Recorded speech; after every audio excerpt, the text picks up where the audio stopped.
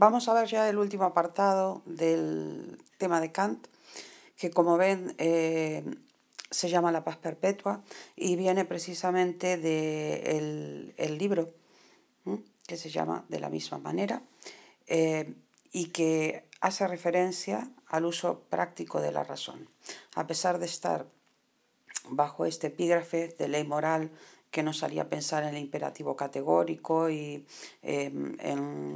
digamos, cómo determinar nuestro actuar individual, de lo que vamos a estar hablando es de la tercera de las preguntas que planteamos al principio de la explicación kantiana, que es ¿qué puedo esperar? Y que va a resolver la razón en su uso práctico.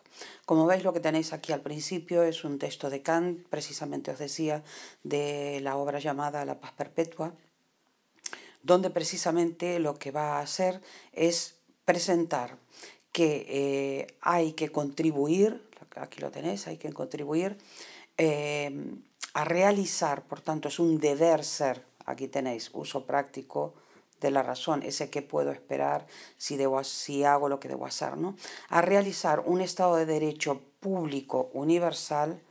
Vamos a ver cómo esto de aquí se va a relacionar con precisamente su posición política, ¿vale? Su defensa de la libertad, que esa es su posición política, sobre la proposición de realizar una constitución cosmopolita y, por lo tanto, también con su proposición de ir tendiendo hacia una federación de estados libres conformados por estados con una constitución, fijaros, moral, de una comunidad moral, pero con tendencia cosmopolita, ¿no? Hacia precisamente un foro, lo que hoy tenemos como las Naciones Unidas, donde haya un lugar, un foro, os decía, de resolución de conflictos internacionales y que por lo tanto se esté instituyendo, esa es la propuesta kantiana, muy interesante, se esté instituyendo un derecho, aquí lo tenéis, internacional.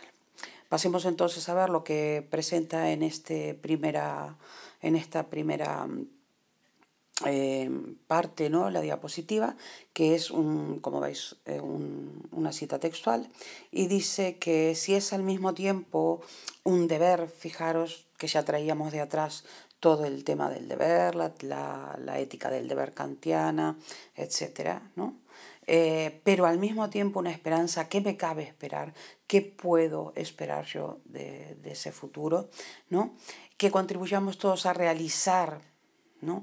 Por un lado es un deber, recordadlo, ¿no? Ya contestamos a qué debo hacer y no voy a centrarme en eso. Pero también es una esperanza que nosotros contribuyamos y hacemos lo que debemos hacer, ¿no? Acordaros de la fórmula del reino de los fines, por favor, aquí. Que contribuyamos todos a realizar un Estado de Derecho público. No solo un Estado de Derecho público, sino fijaros lo que dice, universal. De ahí viene el tema de cosmopolita, fijaros, ¿vale? Y aquí viene esto que os decía de la Federación de Estados Libres, ¿no?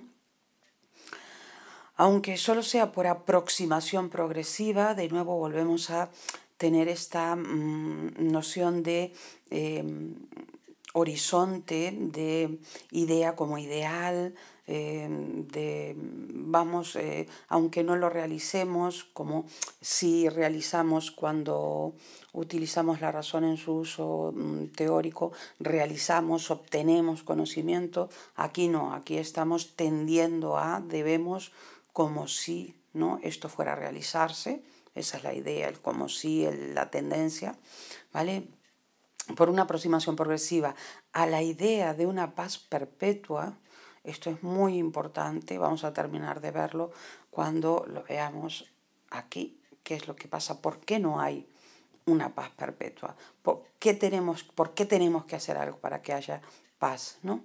Que se deduce de los que hasta hoy falsamente han llamado, fijaros, falsamente, han llamado tratados de paz, no es una fantasía. Este deseo, esta progresión, no es una fantasía, sino que es una tarea, no es una ilusión, por lo tanto, sino que es una tarea que gradualmente resuelta, no puede obtenerse ya, nos irá acercando con mayor rapidez al fin apetecido, que es obviamente la paz perpetua, que consigamos los seres humanos vivir en paz.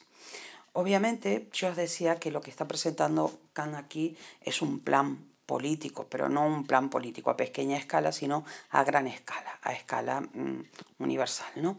Y la posición política de Kant, que es lo que vamos a ver aquí en este recuadro, parte de una admiración por la Revolución Francesa, por lo menos en ciertos aspectos de una manera clarísima, porque él piensa que hay un progreso moral en la Revolución Francesa que se une a la defensa de la libertad crítica que él propone y que nosotros ya vimos en toda la explicación de la filosofía kantiana, de la libertad de crítica, perdón, basada en la razón, ¿no? Y por lo tanto un rechazo total a todo lo que es el control de la teología bajo todas sus formas, ¿vale? No me voy a detener aquí por parte de filosofías anteriores, ¿no? Que no eran críticas precisamente, que no estaban basadas en un punto de partida crítico, ¿vale? Y eso es lo que tenéis aquí. Entonces, precisamente esa defensa del progreso que él cree que únicamente se va a producir, y ya lo leísteis en qué es la ilustración, y fue lo que vimos al principio de todo en el tema, esa defensa de la libertad de crítica basada en la razón es lo que él entiende por progreso, y él va a defender esa idea de progreso que va a suponer un progreso material, un progreso cultural y fundamentalmente, lo más importante para Kant, un progreso moral. Por eso yo os decía que nosotros estábamos aquí, seguíamos aquí en el ámbito del uso práctico de la razón. Desde un punto de vista político, acabamos de hablar de la posición política general de Kant, desde un punto de vista político, él lo que va a proponer como ideal, es la constitución, es una constitución no solo de un Estado, sino, fijaros, con una tendencia cosmopolita, por lo tanto, una constitución cosmopolita. Va a proponer entonces crear una nueva sociedad más igualitaria, más justa. En realidad, lo que él va a proponer es crear, fijaros, aquí lo tenéis, una comunidad moral. Os acabo de decir que para él la idea de progreso es fundamentalmente una idea moral, por lo tanto que está dentro del ámbito del uso práctico de la razón. Esta comunidad moral, va a estar constituida por un entramado de obligaciones ciudadanas que van a estar dictadas por el deber. Ya sabéis a qué nos vamos a estar refiriendo con el deber aquí, el deber de cumplir el imperativo categórico y todas las leyes que puedan emerger en cuanto a comunidad política a partir de ahí, con la búsqueda de la igualdad y de la justicia, ¿no? Y una comunidad política en la que se actuará para la paz, de ahí viene la idea de paz perpetua, ¿no? Se actuará para la paz y no para la guerra. Claro, ¿con qué contamos nosotros a la hora de fundar una comunidad moral? Obviamente contamos con humanos. Kant, que realiza el giro antropológico de la filosofía con su propuesta filosófica, no os olvidéis que él consideraba que si lográbamos contestar a qué puedo conocer, qué debo hacer y qué me cabe esperar, lograríamos saber qué es el ser humano. Por lo tanto, su filosofía es una filosofía conducente a contestar eso.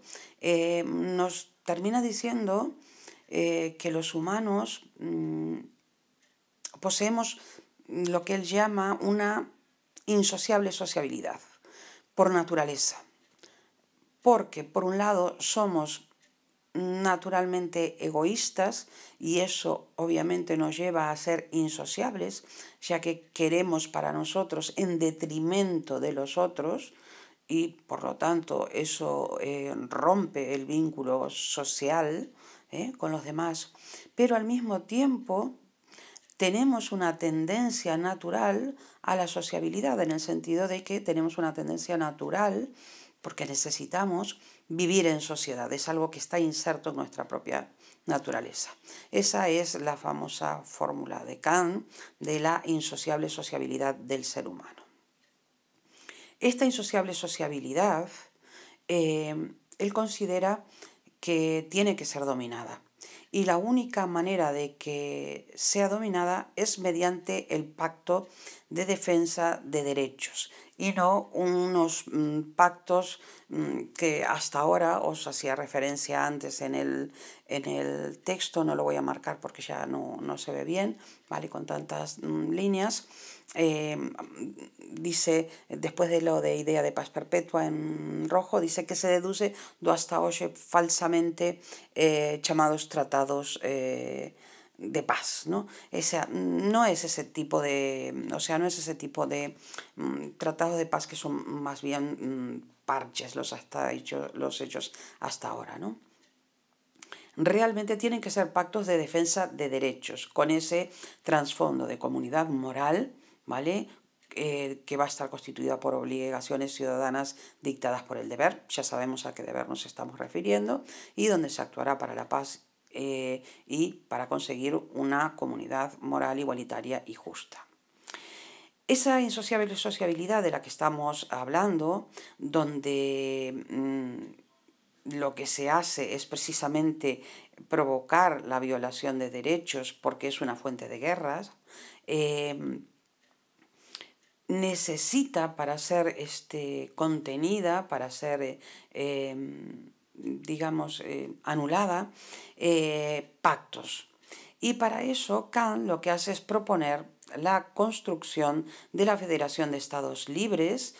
Fijaros, los estados tienen que ser libres y a continuación federarse, son soberanos, lo tenéis aquí, ¿vale? Estos estados serían soberanos, que reúna a todos los países de la Tierra, por eso se hablaba al principio de una especie de ONU, en eso fue como un adelantado, o la antigua Sociedad de Naciones, o una sociedad de naciones, que sea capaz de regular todos los conflictos internacionales mediante esos pactos que se hagan ahí, ¿no?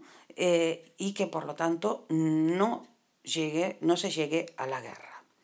Y por lo tanto, realmente lo que Kant está planteando es la implantación de un nuevo derecho internacional. Un nuevo derecho internacional que lo que hace es aunar estados, que os decía, soberanos y libres, ¿vale? Que tendrían un modelo de gobierno, se gobernarían de tal manera que estarían constituidos de una forma republicana, no monárquica, serían republicanos no monárquicos, y esta república, esta constitución civil, fijaros, republicana, no tiene nada que ver con las monarquías que vienen garantizadas por Dios. Recordad todo esto ya de Locke, ¿no? Lo que vimos con Locke.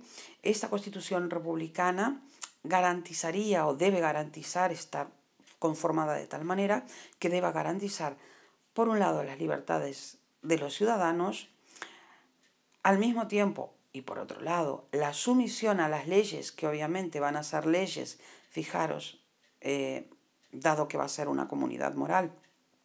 Eso es lo que se presenta como ideal, ¿no? A la hora de construirse, de constituirse unas leyes tendentes a la igualdad y a la justicia y por lo tanto que deben ser cumplidas por deber y, como os decía antes, ¿no? Una constitución civil que garantice la igualdad, porque la igualdad va a ser algo fundamental ya lo vimos en su momento, no lo voy a repetir. Por lo tanto, la igualdad va a ser algo fundamental para el uso práctico de la razón, la libertad y la autonomía de la voluntad.